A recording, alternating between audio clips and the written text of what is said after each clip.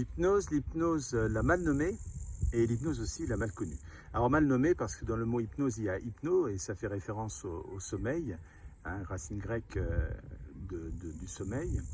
Et alors qu'en réalité, l'hypnose, c'est tout sauf du sommeil, puisque au contraire, au niveau du cerveau, c'est un état de suggestibilité augmentée, donc de forte activité. Même si autrefois, les hypnotiseurs utilisaient l'injonction de dormir, ils disaient 1, 2, 3, dormez, voilà. Même si encore aujourd'hui, parfois, certains hypnotiseurs utilisent cette injonction 1, 2, 3, dormez. Alors voilà pourquoi elle est mal nommée.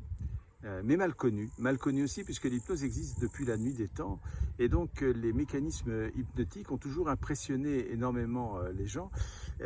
Pendant longtemps d'ailleurs ils ont fait peur, hein. On se demandait l'hypnose, l'utilisation de l'hypnose, à quoi ça pouvait conduire.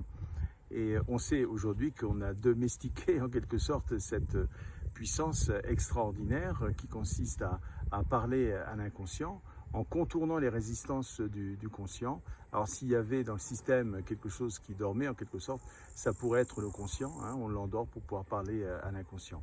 L'inconscient, vous savez bien, c'est le grand patron.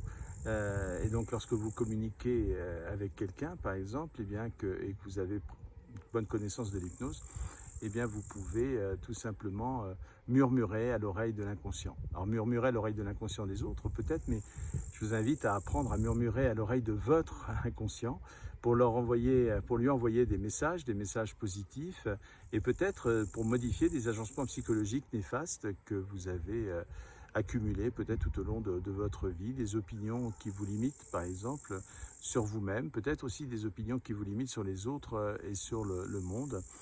Beaucoup de choses se passent au niveau de l'inconscient. Moi, je dis toujours que l'inconscient, c'est le grand patron. Voilà. Donc, quand on apprend à communiquer avec le grand patron, c'est quand même une bonne chose et une bonne nouvelle. Voilà. Donc, je vous invite à mettre de côté les idées fausses que vous pouvez avoir sur l'hypnose, à venir voir d'un peu plus près, et puis peut-être à faire une formation pour vous-même, déjà.